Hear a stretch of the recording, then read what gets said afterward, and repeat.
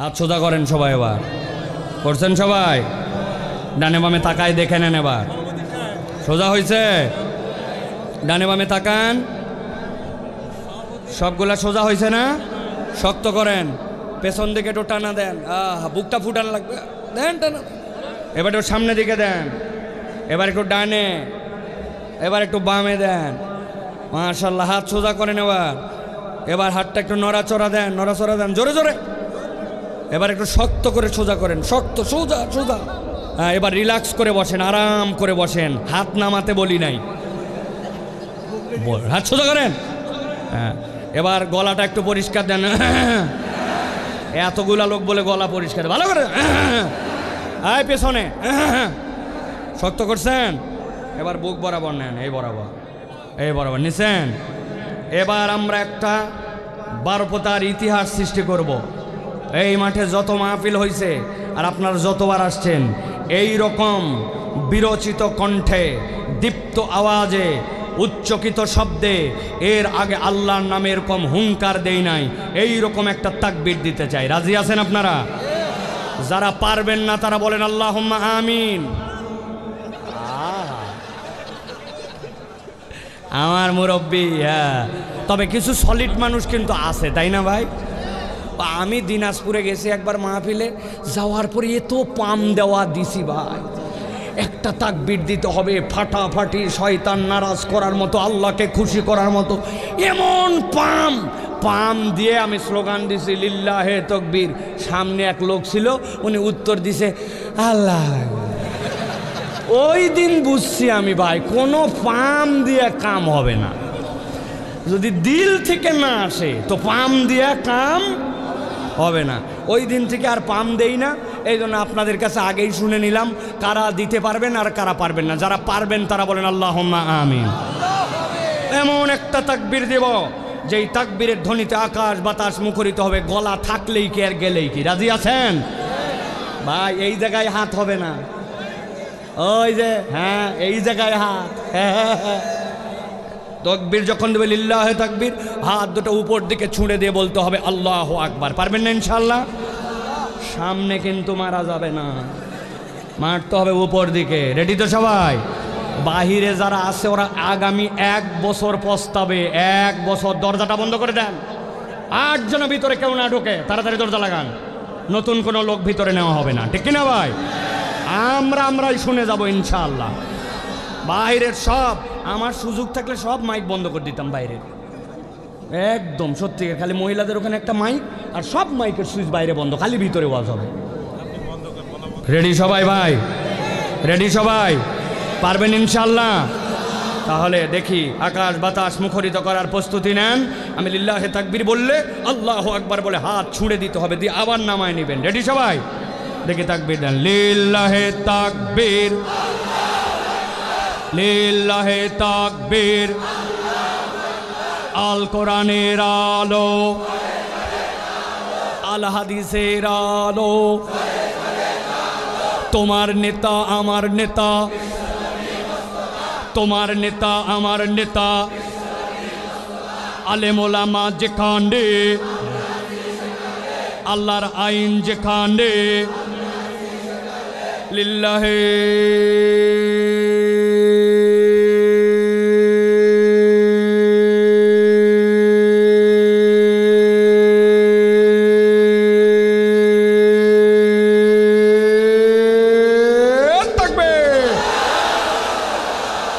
আলহামদুলিল্লাহ। শয়তান আছে আর?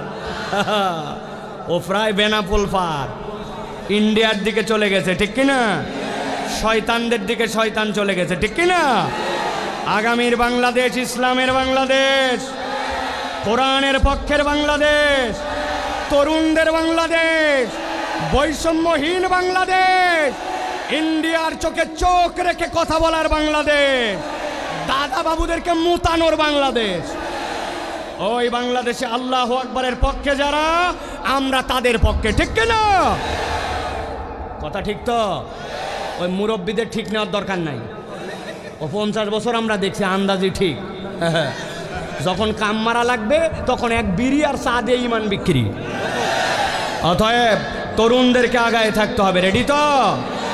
মুরব্বীরা মন খারাপ করছেন নাকি বাবা? আমার কোনো দোষ নাই। আল্লাহ রাব্বুল আলামিন বলছে কোনো মুরব্বীকে জান্নাতে নেওয়া হবে না। আল্লাহ যদি মুরব্বী পছন্দ করতো তাহলে আল্লাহ বলতেন যে এদেরকে জান্নাতে নিয়ে সব তরুণদেরকে মুরব্বী বানানো হবে। আল্লাহ এটা বলেনি, ঠিক কি না? আল্লাহ মুরব্বীদেরকেও তরুণ হিসাবে জান্নাতে নিতে চায়, ঠিক কি না?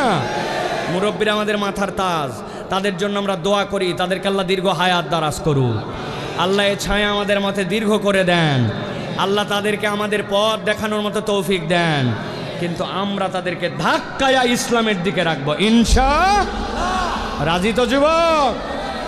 আল্লাহ কবুল করবেন, আল্লাহুম্মা আমিন। প্রিয় ভাইয়েরা, আমরা এখন সরাসরি কোরআনুল কারীমের মধ্যে ঢুকবো। দীর্ঘ সময় হয়ে গেছে, 11টা পার হয়ে গেছে। আমরা এখন কোরআনুল কারীমের মধ্যে প্রবেশ করব। বিতাড়িত শয়তান থেকে আশ্রয় প্রার্থনা করে সমস্বরে সকলে আমরা কোনো রকম অলসা জড়তা সবগুলাকে ঝেড়ে ফেলে সকলে আমার সাথে পড়েন, আউযু বিল্লাহি মিনাশ শাইতানির রাজিম, বিসমিল্লাহির রাহমানির রাহিম। ওয়াতলু আলাইহিম নাবাল্লাযী আতাইনাহু আয়াতিনা ফানসালাখা মিনহা ফাআতবাহু আশ-শাইতান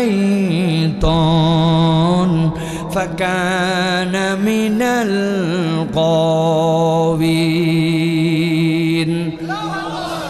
আমার আল্লাহ রাব্বুল আমিন বলছেন, ও আমার হাবিব, আপনার প্রতি এখন যে ওহী দেওয়া হচ্ছে এই ওহির ভাষাটা হচ্ছে ভিন্ন রকম। ওয়াতলু আলাইহিম, আপনি আপনার উম্মতের কাছে এটা তেলাওয়াত করেন। কিয়ামত পর্যন্ত আর কোনো নবী আসবে না। আপনার কাছে যে দায়িত্ব দেওয়া হলো, কিয়ামত পর্যন্ত একটা সংবাদ আপনাকে দেওয়া হবে। ওই সংবাদটি আপনি আপনার উম্মতের কাছে তেলাওয়াত করে দেন। মুফাসসিররা ব্যাখ্যা করছেন, আল্লাহ কোরআনে 4 ধরনের সম্বোধন করেছেন, খেয়াল করেন। ইয়া আইয়ুহাল ইনসান, ইয়া আইয়ুহান নাস, ইয়া আইয়ুহান নবী, অথবা আল্লাহ নবীকে বলেছেন কুল। যদিও ইয়া আইয়ুহান নাস মানে মানুষ, ইয়া আইয়ুহাল ইনসান মানে মানুষ, কিন্তু কোনো মানুষের প্রতি সরাসরি ওহী আসে নাই। ওহী আল্লাহ নবীর মাধ্যম দিয়ে মানুষের কাছে সম্বোধন। তাহলে সম্বোধন যাই হোক না কেন, ওইগুলা নবীর দিকে নিসবত করে আল্লাহ আয়াত অবতীর্ণ করেছেন। কিন্তু আল্লাহ এইখানে বললেন ওয়াতলু আলাইহিম, ও আমার হাবিব আপনি তেলাওয়াত করেন।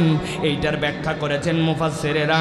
ইব্রাহিম আলাইহিস সালাম খানায় কাবা নির্মাণ করার পরে আল্লাহর কাছে ফরিয়াদ করেছিলেন, ওয়া ইয ইয়ারফাউ ইব্রাহিমুল কওয়াইদা মিনাল বাইতি ওয়া ইসমাঈল রব্বানা তাকাব্বাল মিন্না ইন্নাকা আনতাস সামিউল আলিম। ইব্রাহিম খলিলুল্লাহ দোয়া করছেন, জবিহুল্লাহ ইসমাঈল আমিন আমিন বলছেন। বাইতুল্লাহর বুকে দোয়া করা হচ্ছে। যার জন্য দোয়া করতেছেন তিনি হচ্ছেন হাবিবুল্লাহ, যিনি কবুল করবেন তিনি স্বয়ং আল্লাহ। আল্লাহ বলছেন আপনি দোয়া করেন, রব্বানা ওয়াবআস ফীহিম রাসূলাম মিনহুম ইয়াতলু আলাইহিম আয়াতিক। আল্লাহ এমন একটা পয়গম্বর দেন যে উম্মতের কাছে যে কোরআন তেলাওয়াত করবে, আপনার আয়াত তেলাওয়াত করবে। ওয়া ইউযাক্কিহিম ওয়া ইউআল্লিমুহুমুল কিতাবা ওয়াল হিকমা। আল্লাহ রাব্বুল আলামিন ইব্রাহিম আলাইহিস সালামকে 2টা সন্তান দিলেন। বড় সন্তানের নাম ইসমাঈল, ছোটজন ইসহাক। হযরত ইসহাক আলাইহিস সালাম থেকে কত পয়গম্বর এসেছেন আল্লাহ ছাড়া কেউ বলতে পারেন না, কিন্তু হযরত ইসমাঈল থেকে মাত্র একজন পয়গম্বর, তিনি আপনার আমার নবী মুহাম্মদুর রাসূলুল্লাহ। সুবহানাল্লাহ।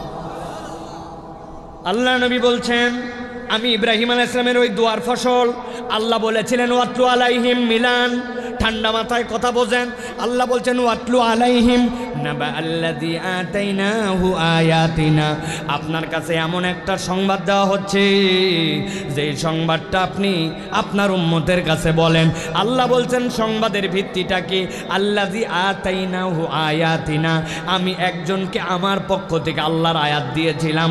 ফানসালাখা মিনহা, ওই কমবক্ত আমার আয়াত চিনার পরেও বোঝার পরেও মানে নাই, বরং সেখান থেকে সেই ইচ্ছাকৃতভাবে মুখ ফিরায় নিছে। আব্দুল্লাহ ইবনে মাসউদ বলছেন এই লোক নবীর সময়ের কেউ নয়, এই লোক ছিল হযরত মুসা আলাইহিস সালামের কওমের। ওই ফেরাউনের সময় লোকটার নাম ছিল বালআম ইবনে আবার। যোগ্যতা কি ছিল বালআম ইবনে আবার? ওই কওমের মধ্যে এমন মুখলেস, এমন আল্লাহর ওলি ছিল, আল্লাহর কাছে খালি দোয়া করতে দেরি, দোয়া কবুল হতে এক মুহূর্ত দেরি হতো না। আল্লাহু আকবার। লোকজন গেছে তার কাছে, যাওয়ার পরে বলছে বালাম আপনি শুনেছেন আমার কওমের মধ্যে মুসা নামে একজন লোক আসছে, বড় ঝামেলা করতেছে, আপনি ওর বিপক্ষে বদদোয়া করেন সে যেন ধ্বংস হয়ে যায়। বালাম বলতেছে না, মুসার ব্যাপারে যতটুকু খবর আমার কাছে আসছে এই লোক আল্লাহর পয়গম্বর হতেও পারে। কি খবর? বলে বগলের নিচে এরকম করে হাত ঢুকায়, হাত বের করে যেই না মানুষের দিকে বের করে, হাত দিয়ে এমন আলো বের হয় হাত পুড়ে যায় না, কিন্তু সূর্যের মতো রশ্মি বের হয়ে যায়।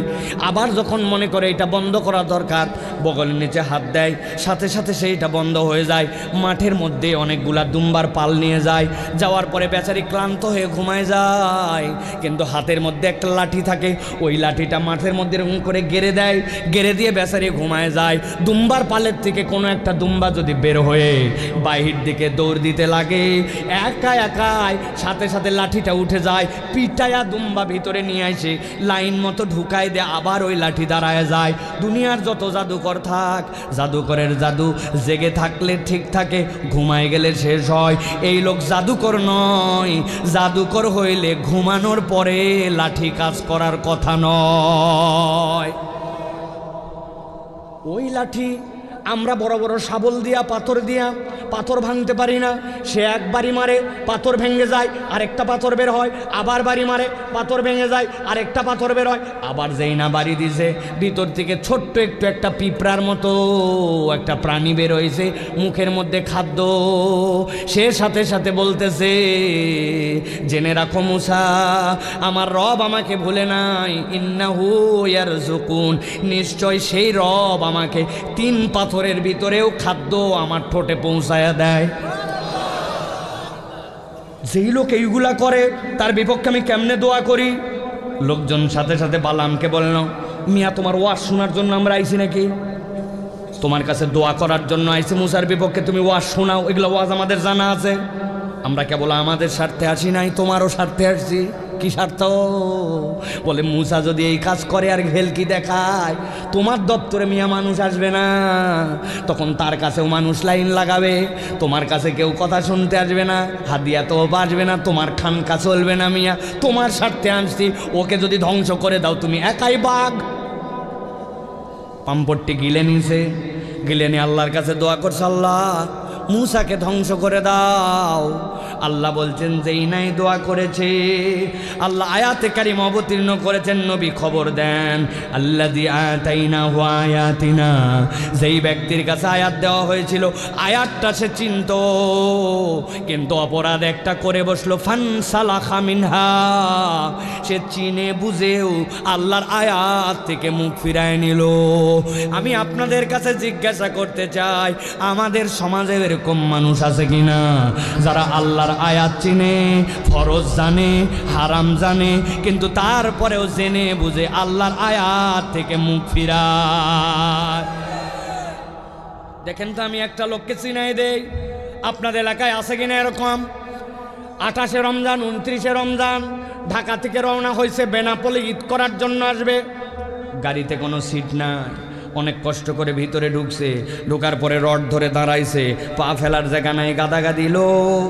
হঠাৎ করে যেই না আমিন বাজার পার হয়েছে, সাভার পার হয়েছে, আসরের আজান আল্লাহু আকবার আল্লাহু আকবার, এইটা শোনার সাথে সাথে তার মনে হয়েছে আসরের নামাজ তো পড়া লাগবে, কিন্তু ওই বেচারি যে বাস থামাবে উপায় নাই, নামবে যে কায়দা নাই, ওই জায়গায় যে দাঁড়ায় নামাজ পড়বে কিবলা ঠিক নাই, অজু করবে সে উপায় নাই, তায়াম্মুম করবে সেরকমও পরিবেশ নাই।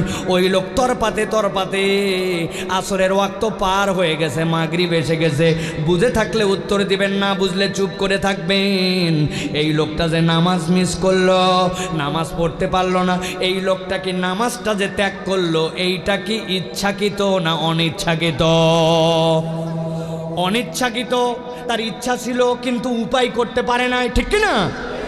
কিন্তু আপনাদের এই এলাকায় এরকম লোক আছে কি না, আসরের আজান হয়ে যায়, মসজিদের পাশে ক্যারাম বোর্ড খেলে, মোবাইল ঠেলে, চায়ের দোকানে আড্ডা দেয়, মাঠে কাজ করে, কোনো অজুহাত নাই, কিন্তু তারপরেও নামাজ বাদ দেয়, নামাজ পড়ে না। এখন সুযোগ থাকার পরেও যেই লোক নামাজ বাদ দিল, এই লোকটাকে নামাজ অনিচ্ছায় বাদ দিছে না ইচ্ছায়? আল্লাহ কি বলছেন ভালো করে শোনেন। ফানসালাখা মিনহা, ইচ্ছাকৃত আল্লাহর আয়াত থেকে ফেরত আসলো। 1 নম্বর অপরাধ, আল্লাহ বলছেন যেই ব্যক্তি ইচ্ছাকৃত আল্লাহর নিদর্শন থেকে মুখ ফিরায়, সাথে সাথে সে দ্বিতীয় একটা অপরাধে পড়ে যায়। কি অপরাধ? আল্লাহ বলছেন ফাআতবাহু শাইতানু ফাকানা মিনাল গাওয়িন। একবার যে জেনে বুঝে আল্লাহর আয়াত থেকে মুখ ফিরায়, আল্লাহ বলছেন শয়তান তার পিছে লেগে যায়। আর একবার যার শয়তান পিছে লাগে, ওই ব্যক্তি নিশ্চিত নিশ্চিত পথভ্রষ্ট হয়ে যায়। কথাটা বোঝেন নাই? একটু ছোট্ট করে ভেঙ্গে বুঝাই, ভালো করে খেয়াল করেন। আমরা মাঝে মাঝে আমাদের বাচ্চা কাচ্চাকে বকাঝকা করি, আপনারা করেন কিনা? এই শয়তানি করবি না, এই দুষ্টামি করবি না, বান্দরামি করবি না, বলেন না? মানে কি? মানে ওর যে কাজটা ওটা শয়তানি, ওই কাজ যদি করে শয়তানের অনুসরণ করা হবে। বাঁদরামি করবি না, এই বাঁদরামিটা শয়তানের খাসলত, তাহলে তুই শয়তানের অনুসরণ করবি, ঠিক কিনা? কিন্তু আল্লাহ ভিন্ন কথা বলছেন। আল্লাহ বলছেন কেউ যদি আল্লাহর আয়াত থেকে মুখ ফিরায় নেয়, ফাআতবাহু শাইতান, সে তখন শয়তানের অনুসরণ করে না, বরং শয়তান তার পিছে লেগে যায়। আর একবার যখন শয়তান কারো পিছে লাগে, আল্লাহ বলছেন ফাকানা মিনাল গাওয়িন, জেনে রাখবেন নিশ্চিত নিশ্চিত ওই ব্যক্তিটা পথভ্রষ্ট হয়ে যায়। আমরা আমাদের সমাজের অনেক প্রমাণ দেখেছি, ডায়লগ মারে, প্রত্যেক রাত্রে 70 রাকাত তাহাজ্জুদ পড়ে, ফজরের নামাজের পরে যায় নামাজ খোঁজে, কিন্তু আলেম ওলামাকে ফাঁসি দিতে তাদের একবারও হাত কাঁপে নাই।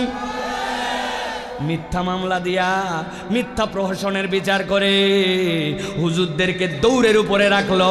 উনি নাকি আবার নামাজি, উনি নাকি আবার হাজি, উনি নাকি আবার যায় নামাজ খোঁজে, ঠিক না? তার মানে কি বোঝা যায়?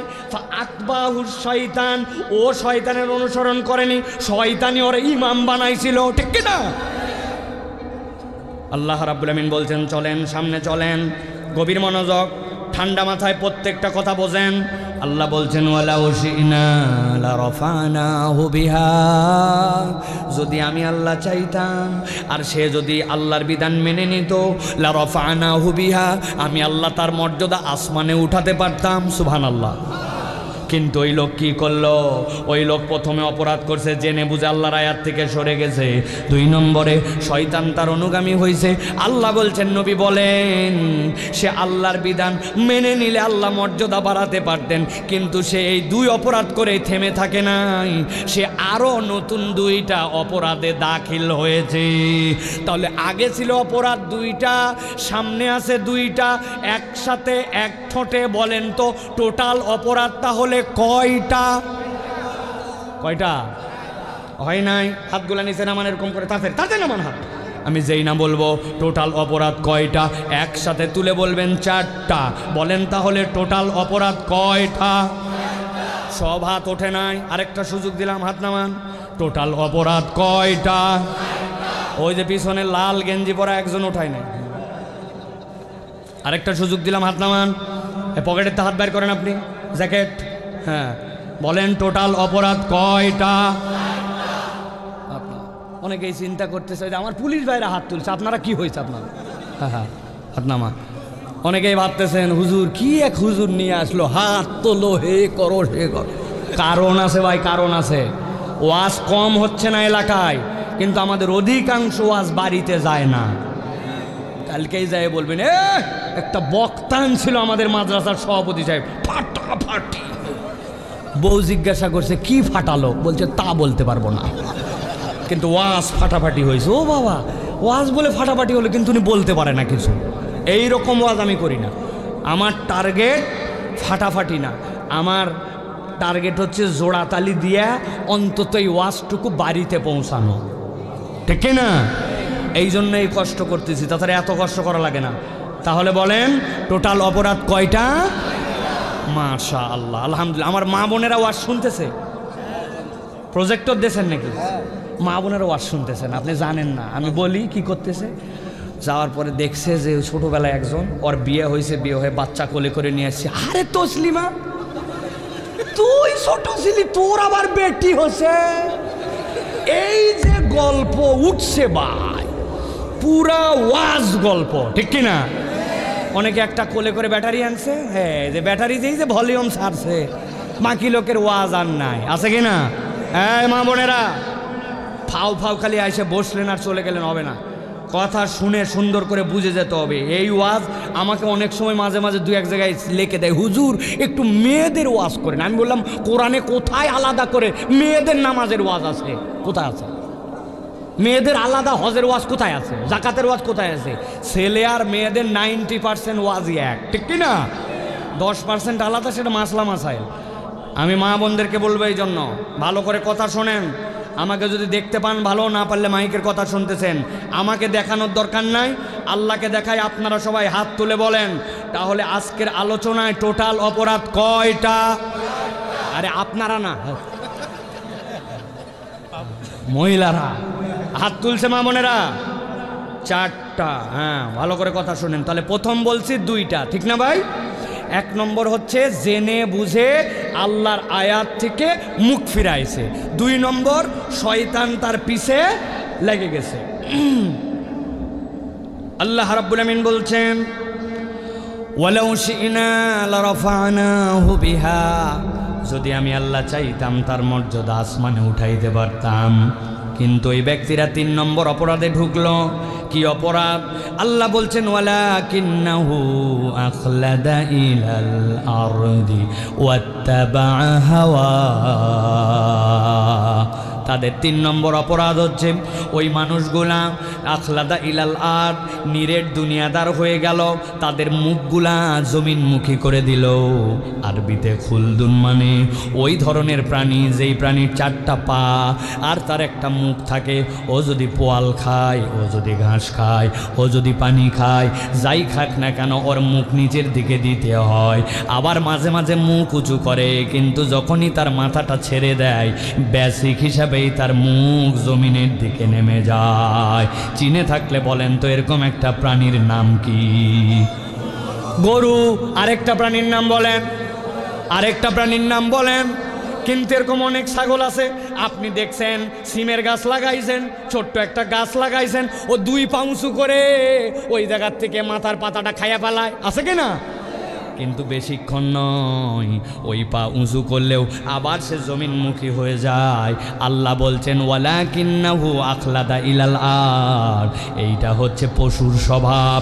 কিন্তু দুনিয়াতে এমন কতকগুলা মানুষ আছে হালাল হারাম চেনে না, আল্লাহর বিধানের তোয়াক্কা করে না, আল্লাহকে পাত্তা দেয় না, তারা আর জান্নাত জাহান্নামের কোনো কেয়ার করে না। ও কেবল দুনিয়ার স্বার্থে নিরেট দুনিয়াদারিতে নিমজ্জিত হয়ে যায়। এরকম লোক আমাদের মধ্যে আছে কিনা ভাই? আছে? দেখেন আমি 2টা লোককে চিনাই দেই, যদি চিনে থাকেন তো নাম বলেন আপনারা। আপনি বেনাপোল বাজারে বাজার করতে গেছেন, ঈদের মধ্যে যশোরে গেছেন বাজার করার জন্য। যাওয়ার পরে যেই না কোনো একটা জিনিস পছন্দ হয়েছে আপনি নেবেন, দেখেন দোকানদার আপনাকে বলতেছে ভাই আপনার মতো চেনা লোক বলে কেনা দামে দিলাম।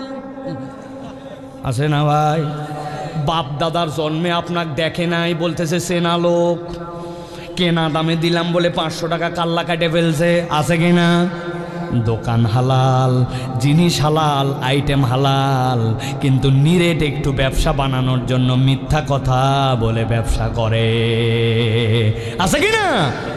এরকম অনেক লোক আপনি খুঁজে পাবেন। এত বড় দাড়িওয়ালা, সকালবেলা হাতের মধ্যে কোদাল নিয়ে মাঠে রওনা হয়েছে। লোকজন বলছে চাচা এত সকালে কই যান? আমি ভুঁয়ে যাই। কি জন্য এত সকালে ভুঁয়ে যাচ্ছেন? বলতেছে বাবা রোদ উঠলে আমি কাজ করতে পারছি না। আসলে টাউট নাম্বার 1, উনি কাজ করতে যায় না।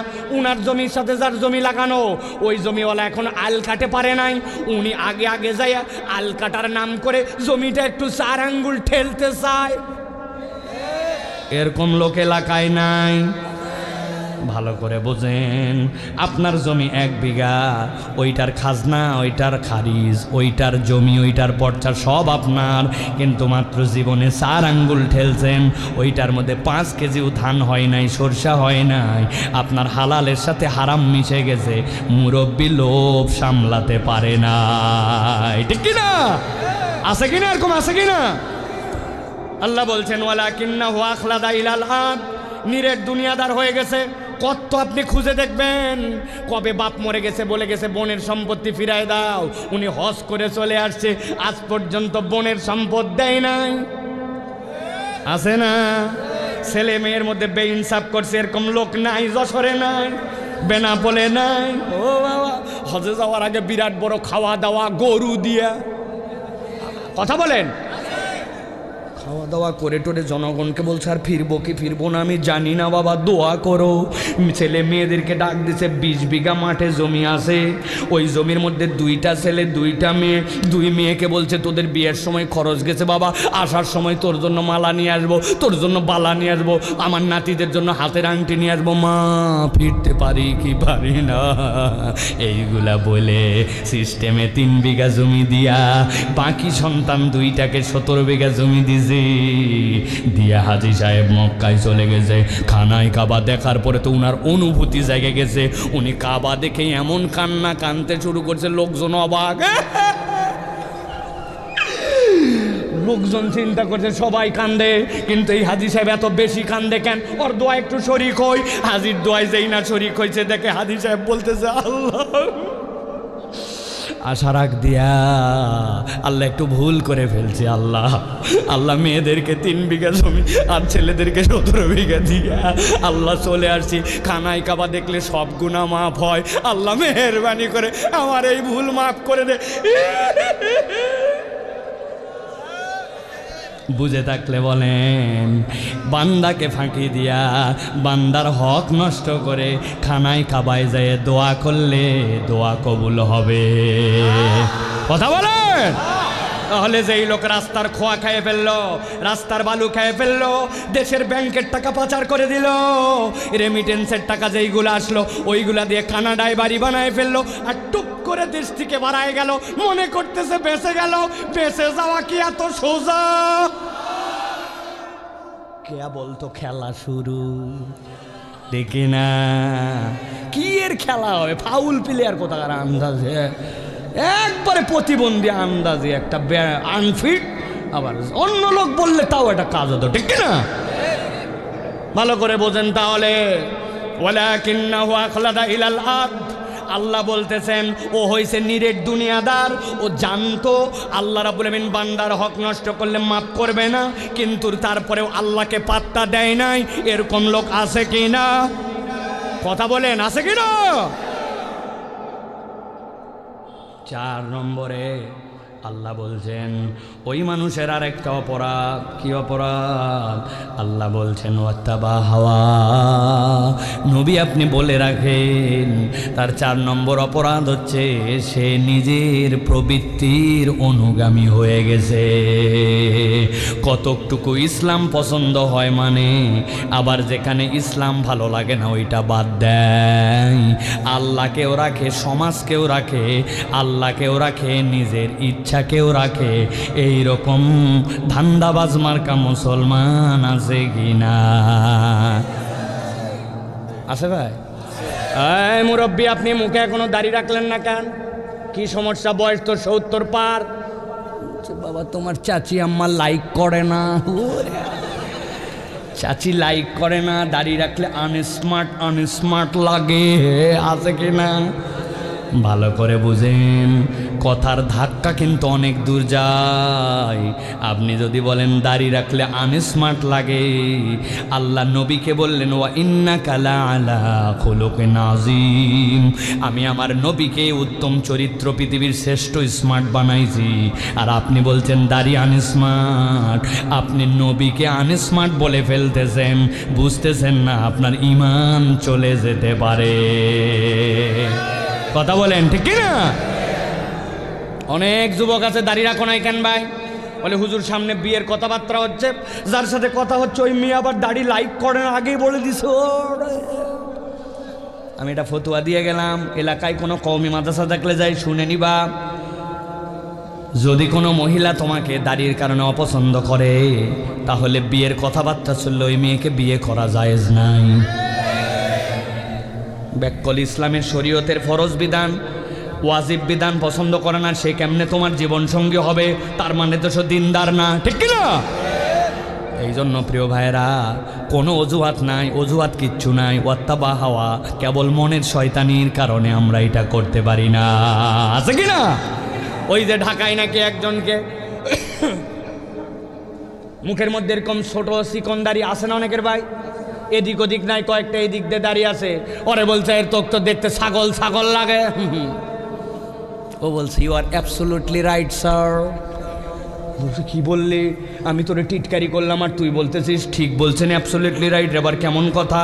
বলতেছে যা সত্য আপনি তাই বলছেন, আমার এখানে মন খারাপ করার কি আছে? ছাগলের মতো দাঁড়িয়ে বলেই তো ছাগল ছাগল বলছেন। তবে স্যার আপনি সাহস দিলে আপনাকে একটা কথা বলতে চাই। বলছে বল বল বল, কি বলবি বল, তুই যেহেতু বলছিস যা মাইনে নিছিস। বলছে স্যার আমার দাড়ি ছাগলের মতো জন্য আপনি বলছেন ছাগল দেখা যায়, তবে আপনাকে দেখলে আমার কুত্তা কুত্তা লাগে। এই তো বলে ফেলছে, আমাকে বলা লাগে না, ঠিক কিনা? আমি আর বলতে চাই না প্রিয় ভাইয়েরা, কোনো কারণ নাই। ওয়াত্তাবা হাওয়া, আপনি আবার অন্তরের অনুগামী হয়েছেন, এইরকম অনেক মানুষ খুঁজে পাবেন। নামাজ পড়ে, রোজা করে, হজ করে, আবার ইসলামের যেই বিধান তার পছন্দ হয় না ওই বিধান থেকে দূরে থাকে, আছে কি না? আছে মানে কি আমি আপনার কাছে চিনাই দিতে পারবো। আমি আপনার কাছে আরেকটা ঘটনা বলি, দেখেন তো আপনাদের এই এলাকায় বিয়ে শাদী হয়? কথা বলেন, হয়? ওরে বাবা, বিয়ে শাদী হয়। বিয়ে শাদীতে বা খালাতো বোনের বিয়ে, মামাতো বোনের বিয়ে, আত্মীয় স্বজনের বিয়ে হয় কিনা? দেখেন তো ইসলামের বিয়েটা একটু মিলান। ইসলামের বিয়ের 3টা বিধান। 1 নম্বর আল্লাহ বলছেন ইজাবার কবুল ফরজ। 2 নম্বর আল্লাহ রাব্বুল আমিন বলছেন ওয়াতুন নিসা সাদুকাতিহিন্না নিহলা, তোমার সাধ্য অনুযায়ী মহিলাদেরকে দেনমোহর দিতে হবে, এটাও আল্লাহর পক্ষ থেকে দেওয়া ফরজ। 3 নম্বরে নবী বলছেন আউলিম ওয়ালাউ বিশাতিন, ছেলের বাড়িতে আনার পরে একটা ছাগলের বাচ্চা দিয়ে হলে ওলিমার অনুষ্ঠান করো। ইসলামের বিয়ের আনন্দ, ইসলামের বিয়ের আনন্দ, মজা, ফুর্তি যা কিছু আছে এই 3টার মধ্যেই শেষ। কিন্তু আপনাদের বেনাপোল অঞ্চলে, যশোর অঞ্চলে, আমাদের দেশে কি এই 3 মধ্যেই বিয়া শেষ? কি কি আছে?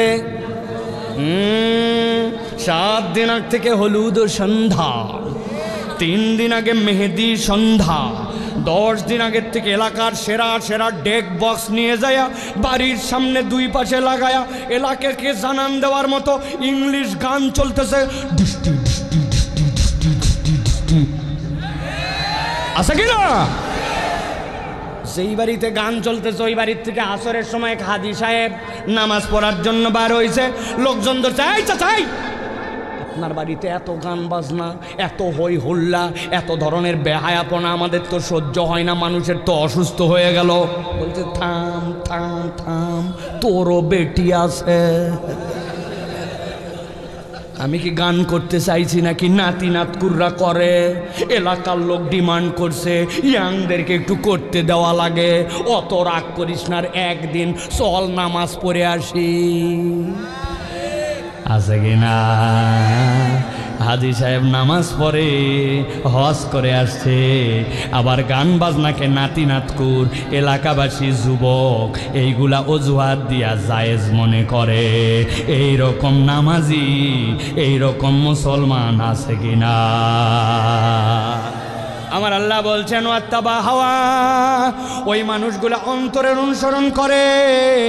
আল্লাহ বলছেন এটা এমন ভয়ঙ্কর রোগ, নবী আপনি জানায় রাখেন। 1 নম্বরে বলেছে আল্লাহর আয়াত জেনে বুঝে অস্বীকার করা, 2 নম্বর শয়তানের অনুগামী হওয়া, 3 নম্বরে নিরেট দুনিয়াদার হওয়া, 4 নম্বরে আমার মন যেরকম চাই সেরকম ইসলাম পালন করা। অনেক মা বোন আপনি খুঁজে পাবেন বিয়েতে গেছে, যাওয়ার পরে বলছি এত সুন্দর মহিলা তো দেখি নাই। আপনি না, হ্যাঁ এত সুন্দর মহিলা। বলছে কি উল্টা পাল্টা বলতেছিস? আমি তো তসলিমা আপা। বলছে হাই হাই, সারা জীবন আপনাকে বোরখা পরে দেখছি, চিনবো কেমনে? বলছে বিয়া একবারই মানুষের হয়, ভাইয়ের বিয়ে, আত্মীয়র বিয়ে, 2000 টাকাতে মেকআপ করে আসছে, আজকেও যদি বোরখা পরি তো দেখাবো কোন দিন। আছে কি না? ওই মহিলা বিয়ের দিন বোরখা পরে না, ঈদের দিন উলঙ্গ হয়ে ঘুরে বেড়ায়, আবার সিজন মতো মাহফিলে আসলে বোরখা পরে, আবার বাজারে গেলে, শ্বশুর বাড়িতে গেলে বোরখা পরে। এরকম সিজনাল বোরখা পরা মহিলা আছে কি না? তাহলে এইটাকে আপনি অন্তরকে ইলা বানালেন নাকি আল্লাহর হুকুমে বোরখা পরলেন? হিসাব মিলানো লাগবে, ঠিক না? আমার আল্লাহ রাব্বুল আমিন বলছেন যাদের মধ্যে এই 4 রোগ আছে, কথা সামনে দিকে যাচ্ছে, ভালো করে খেয়াল করেন, শেষের দিকে আসছে। আল্লাহ বলছেন ফামাসালুহু কামাসালিল কালব ইন তাহমিল আলাইহি ইয়ালহাস আও তাতরুকু ইয়ালহাস যালিকা মাসালুল কওমিল্লাযিনা কাযযাবু বিআয়াতিনা। আল্লাহ বলছেন নবী আপনি বলে দেন যাদের মধ্যে এই 4টা অপরাধ আছে, আল্লাহর কাছে তাদের একটা উদাহরণ আছে। আল্লাহ বলছেন ফামাসালুহু কামাসালিল কালব, আল্লাহর কাছে তাদের উদাহরণটা হচ্ছে কুত্তার মতো। মুখ দিয়ে উচ্চারণ করে বলতে হবে, আল্লাহর কাছে তাদের উদাহরণ কার মতো? বলেন কুকুরের মতো। একটা মুখ বন্ধ থাকবে না, একসাথে সবাই বলেন কুকুরের মতো। এই চিৎকার করে বলো কুত্তার মতো। ভাবতেছে হাই হাই হুজুর, কুত্তাও 4 বার বলাচ্ছে, বিনা কারণে নয়, আপনার অন্তরে গেঁথে দেওয়ার জন্য। আপনি যা ভাবতেছেন তা নয়, আপনি ভাবতেছেন আল্লাহর আয়াত থেকে জেনে বুঝে মুখ ফিরাইছে, শয়তানের অনুগামী হইছে, নিরেট দুনিয়াদার হইছে, মন পছন্দ জিন্দেগি চালায়। আল্লাহ বোধহয় কুত্তার উদাহরণ বলছে। কুত্তা বিরাট খারাপ প্রাণী, নাপাক প্রাণী, কুত্তা বিরাট বড় আল্লাহর বাজে সৃষ্টি, এই জন্য বোধহয় আল্লাহ বলছে কুত্তার উদাহরণ। জিনা জিনা। আমি আমার ভাষায় বলি, দুনিয়াতে অনেক কুকুর আছে, মানুষের থেকে বিশ্বস্ত, অনেক মানুষের থেকে বেশি কৃতজ্ঞ। আপনি ঠিক বলছেন না বুঝে, আর আমার কাছে প্রমাণ আছে, আমার কাছে প্রমাণ আছে। আমি বিকালবেলা একদিন এক দোকানে বসছি চা খাওয়ার জন্য, বহু জায়গায় এই কথা বলছি আমি, যেই না চা খেতে বসছি, আমার একটা বদ অভ্যাস, চায়ের মধ্যে একটু বিস্কুট চুবাই খেলে আমার ভাল লাগে। আপনাদের অভ্যাস আছে নাকি ভাই? কারা কারা আছেন আমার দলে? ও ভাই থাক থাক থাক ভাই থাক। এই উপর দিকে তাকাইছি, তাকায় দেখি বিস্কুট কোনটা আছে, দেখি একটা এনার্জি বিস্কুট 5 টাকা দাম। কয় পিস থাকে ভাই? জি না, 3 পিস। মাল কমাই দিছে একটা, আপনি জানেন না? এত বড় বড় এক একটা চিপসের প্যাকেট, খালি ঝনঝন করে, কথা ঠিক কিনা? ভিতরে মাল নাই ভাই। চিপসের মধ্যে এত অক্সিজেন দেওয়া লাগে কেন আমি তো বুঝলাম না। মাছ বাঁচানোর জন্য অক্সিজেন লাগে পলিথিনের মধ্যে, কিন্তু চিপস বাঁচানোর জন্য এত অক্সিজেন, ধান্দাবাজ, ঠিক কিনা? ও ভিতরে মাল কমায় দিয়েছে কিন্তু দাম ঠিক রাখছে। বিস্কুট একটা নিছি, বিস্কুট নিয়া যেই না চায়ের মধ্যে ডুবাইছি, ডুবানোর সাথে সাথে কোত্থেকে একটা লোক উদয় হয়েছে। আসার পরে আমাকে বলতে, সাইবুল্লাহ ভাই 5 বছর আপনার ওয়াজ শুনি, আমার তো আপনাকে দেখে এইখানে অবাক হয়ে গেছে, আপনি কি সেই লোক কিনা? আমার তো বিশ্বাস হচ্ছে না, আমার তো হাত পা কাঁপতেছে। আমি বললাম ভাই বহুত কথা বলছেন, এখনো সালাম দেননি। বলছে ও ভুলে গেছে, আসসালামু আলাইকুম। সালাম দিছে, সালাম দেওয়ার পরে এরকম হয় কিন্তু মানুষের মহব্বতের লোক দেখলে এরকম হয়, ঠিক কিনা? সাথে সাথে বললাম ভাই বসেন, আমার সাথে একটা চা খান, পরে কথা হবে আপনার সাথে। এই যে এই লোক আমার সাথে কাহিনীটা করছে, 10 সেকেন্ড চলে গেছে। আমি যে বিস্কুটটা নামিয়েছিলাম, ওই বিস্কুটটা চায়ের মধ্যে চুবানোই ছিল। এখন বিস্কুটটা আস্তে করে তুলে মুখের কাছে নিয়ে আসতে আসতে দেখে বিস্কুট অ্যাক্সিডেন্ট করছে। যেই বিস্কুট অ্যাক্সিডেন্ট করছে করে সাইডে পড়ছে, পড়া মাত্র দেখি দূরে একটা কুত্তা বসা আছে। ওই কুকুর মাথাটা নিচু করে লেজ ডাউন দিয়া নড়তে চড়তে আমার পায়ের কাছে চলে আসছে। আমি যেই না পা সরাইছি দেখি মাথা নিচু করে 3 বার জিবা খালি, বিস্কুট নাই। ওই দিনের মতো আমার চা খাওয়া শেষ। পরের দিন আবার ওই দোকানে এসে বসছি। যেই না বসছি কোত্থেকে একটা কুকুর আসছে, মাথা নিচু করে লেজ নামায়া আমার কাছে এসে ডিস্টার্ব করে। আমি দোকানদারকে বললাম কুত্তা সরান। বলছে হুজুর কুত্তা সরানো লাগবে না, আপনাকে ডিস্টার্ব করতে আসে নাই তো কেন আসছে? গতকালকে আপনি ওরে যে বিস্কুট খাওয়াইছিলেন, তাকায় দেখেন লেজ নামায় দেওয়া, মাথা নিচু করা, ও আপনাকে কৃতজ্ঞতা জানানোর জন্য আসছে। আমি আপনাদের কাছে জিজ্ঞাসা করতে চাই, আমার আলোচনা এই পর্যন্ত বুঝে থাকলে উত্তর দেন। যেই কুকুর লেজ নামায়া মাথা নিচু করে আমাকে কৃতজ্ঞতা জানাতে আসছে, ওই কুকুরকে গতকালকে কি আমি বিস্কুট খাওয়াইছি নাকি বিস্কুটটা হাত থেকে পড়ে গেছিল? ওই বিস্কুট খাওয়াইছি না বিস্কুট গতকালকে অ্যাক্সিডেন্ট করছিল? তাহলে একটা বিস্কুটের কিয়দংশ খেয়ে একটা কুকুর কৃতজ্ঞতা জানায়, কিন্তু আপনি এরকম অনেক মানুষ খুঁজে পাবেন তার বিপদে আগায় গেছেন, টাকা হাওলাত দিছেন, তারে ঠেলে সামনে দিকে নিছেন, তাকে যখন কেউ চিনত না তখন আপনি তাকে আগায় দিছেন।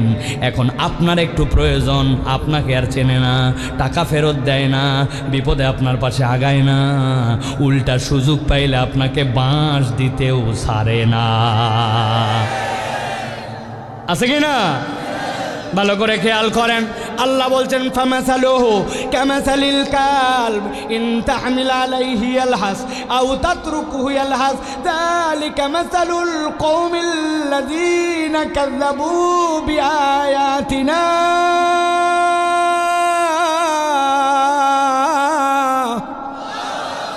আল্লাহ বলছেন ও দুনিয়ার মানুষ, আমি কুকুরের উদাহরণ এমনি দেই নাই। তোমার মধ্যে যদি 4টার কম অপরাধ থাকে, আমি আল্লাহ বলতাম তার উদাহরণ কুকুরের মতো। কুকুরের পিঠে তুমি বোঝা চাপালেও কুকুর হাঁপায়, বোঝা না চাপালেও কুকুর হাঁপায়। কুকুর স্বভাব চরিত্রে অস্থির। আরবিতে লাহাসুন শব্দের অর্থ জিহ্বা বের করে পিপাসার সময়ে পানি খাওয়ার জন্য প্রচেষ্টা করার নাম লাহাস। ওইটা শীতেও করে, গরমেও করে, পিপাসা পাইলেও করে, না পাইলেও করে। কুকুরের স্বভাব জিহ্বা বের করে রাখা, অস্থিরতা। আল্লাহ বলছেন তুমি আল্লাহর বিধান থেকে মুখ ফিরাইছো, শয়তানের অনুগামী হইছো, ইচ্ছা মতো জীবন চালাইছো, নিরেট দুনিয়াদার হইছো। আল্লাহ বলছেন, আল্লাহ চ্যালেঞ্জ দিলেন দুনিয়া আখিরাতে তোমার জীবনটা কুত্তার মতো অস্থির আর অনিরাপদ বানায় দিবে। ভাবতে পারি আমি দুনিয়ার জীবনে একটু অস্থিরতা হয় রে ভাই, কিন্তু মিলায় দেখেন আমাদের জীবন কারোটাই এখন স্থির না। কিসের পিছে ছুটতেছি, আমার কোনো চাহিদার যেন শেষ নাই। এই বাংলাদেশে একটা লোক 57,000 কোটি টাকা দেশ থেকে পাচার করছে। একটা মানুষের বাঁচতে কয় টাকা লাগে ভাই, কিন্তু তার তৃপ্তি হয় নাই। এইরকম প্রত্যেকেই আমাদের জীবনে এখন, ঠিক না? শান্তি না, মুনাফিকের জিন্দেগি চলতেছে। সময় পরিবর্তন হয়েছে, হাওয়াটা গায়ে মাখে এখন তালে তালে চলতেছি, কিন্তু ভিতরে এখনো পরিবর্তন হয় নাই। আছে কি না ভাই? চিনি আমরা চিনি। লোকের চেহারার দিকে তাকালেও আল্লাহর দয়ায় 60% মানুষকে বুঝে ফেলি আমরা। যুবক ও তরুণ ও আমার মুরব্বী, এই কথাটুকু আপনার সারা জীবনের পাথেয়, আমার জন্য পাথেয়। দুনিয়ার জীবন নয় অস্থির হলো, পার করেই দিলাম। বিপদ আসলো, পার করেই দিলাম। একটু না হয় চঞ্চলতার জীবনই পার করলাম। কিন্তু আল্লাহর সৃষ্টি 3 ভাগে বিভক্ত। একটা হচ্ছে ক্ষণস্থায়ী, একটা দীর্ঘস্থায়ী, আর একটা চিরস্থায়ী। গাছপালা গরু ছাগল হইল আবার সামনে চলে গেল, আল্লাহরই বানানো, কিন্তু এটা ক্ষণস্থায়ী। আসমান চাঁদ সেতারা আছে তো আছেই, নষ্ট হবে একদিন, কিন্তু দীর্ঘস্থায়ী। আর একটা সৃষ্টি কেবল চিরস্থায়ী। আল্লাহ আপনাকে রুহের জগতে আমাকে তৈরি করলেন, এরপরে দুনিয়ায় পাঠালেন, এরপরে বিচ্ছিন্ন হয়ে যাবে, কবরে চলে যাবে, আবার উঠবে, উঠার পরে আল্লাহ জান্নাতে চিরস্থায়ী বা জাহান্নামে পাঠাবেন। আপনার আমার এই রূহ যেইটা, এইটা আল্লাহ চিরস্থায়ী করেছেন, আল্লাহ না চাওয়ার আগ পর্যন্ত এইটার শেষ নাই। তাহলে দুনিয়ার জীবন না হয় পার করলাম, কিন্তু আমার কবর, আমার পরকাল, আমার হাসর, আমার ওই পার, ওইটা যদি কুকুরের মতো হয়, আপনার আমার বাঁচার উপায় নাই, ঠিক কি না? তাহলে আমাদেরকে দুইটা সিদ্ধান্তে আসতে হবে। 1 নম্বর, আমরা কি কুকুরের জীবন চাই না মানুষের? কথা বলেন। আল্লাহ যেভাবে শেষ করছেন আমি ওইভাবে শেষ করতেছি, খেয়াল করেন। আল্লাহ বলছেন নবীকে, ফাকসুসিল কাসাসা লাআল্লাহুম ইয়াতাফাক্কারুন। আল্লাহ বলছেন নবী আপনি এই গল্প বলেন, এই কিসসা জানান, লাআল্লাহুম ইয়াতাফাক্কারুন, আশা করা যায় তারা চিন্তা করবে। আজকের এই মাহফিল থেকে যদি আমরা চিন্তা ভাবনা করে বিদায় হই, তাহলে ওইটা মানুষের জিন্দেগি, আর চিন্তা ভাবনা না করলে ওইটা মানুষের জিন্দেগি নয়। তাহলে আমরা কি মানুষের জীবন চাই? চাই চাই চাই চাই চাই, বলেন আল্লাহুম্মা আমিন। তাহলে মানুষের জীবন কি নামাজ ছাড়া না নামাজওয়ালা? হাত তুলেন না। নামাজ ছাড়া না নামাজওয়ালা? মিথ্যা বলা না বাদ দেওয়া? গীবত করা না ত্যাগ করা? মহিলাদেরকে পর্দা লাগবে না লাগবে না? মানুষের জমির আল ঠেলা যাবে? মেয়েদের হক নষ্ট করা যাবে? সমাজের মধ্যে মুনাফিকি করা যাবে? তবে ক্লিক মারা যাবে তো না? মহিলাদের আলোচনা করা যাবে তো? মোবাইলে গান শোনা হারাম শোনা যাবে? আল্লাহ কবুল করুক, আল্লাহুম্মা আমিন। আল্লাহ বলছেন সাআ মাসালাল কওমুল্লাযীনা কাযযাবু বিআয়াতিনা। তাদের কাছে বলে লাভ নাই যারা আল্লাহর আয়াত অস্বীকার করে। আমরা আল্লাহর আয়াত অস্বীকারকারী নয়, আমরা আল্লাহর আয়াত মেনে নিয়েছি, ঠিক কি না? আল্লাহ আমাদেরকে কবুল করুক, বলেন আল্লাহুম্মা আমিন। সুন্দর করে বলেন আল্লাহুম্মা আমিন। আমরা 2 পর্বে আলোচনা করেছি। প্রথম পর্বের কথা মনে আছে? আল্লাহ হচ্ছেন রাজ্জাক, মনে আছে? ওই আল্লাহ সব করতে পারেন বান্দা যদি কোরআনের সাথে থাকে। সামারি করলাম। দ্বিতীয় পর্বে আপনাদেরকে বলেছি আল্লাহ বান্দাকে কুকুরের জীবন দিতে চান না, মানুষেরটা দুনিয়া এবং আখেরাত। মানুষ কুকুরের জীবন চয়েস করে নেয়, ভুল করে 4টা। ওই 4 ভুল থেকে যদি বেঁচে থাকি, রব্বুল আলামিন আমাদেরকে আমাদের দুনিয়া আখেরাত কল্যাণকর করে দিবেন, বলেন আল্লাহুম্মা আমিন। এই আলোচনা বাড়িতে যাবে তো ভাই ইনশাআল্লাহ? আল্লাহ কবুল করবে, আল্লাহুম্মা আমিন। মাদ্রাসার ছাত্ররা কই? আমাদের মাদ্রাসার ছাত্ররা, আমরা দোয়া করব ইনশাআল্লাহ। ছেলেরা এখন আপনাদের কাছে ভিতরে যাবে, আপনারা একটু উন্মুক্তভাবে 10, 20, 50, 100 সবাইকে শরীক হতে হবে, ছোট বড় যুবক তরুণ, কেউ না দিয়ে যাবেন না, দিয়ে তারপরে যাবেন ইনশাআল্লাহ। ছেলেরা যাও।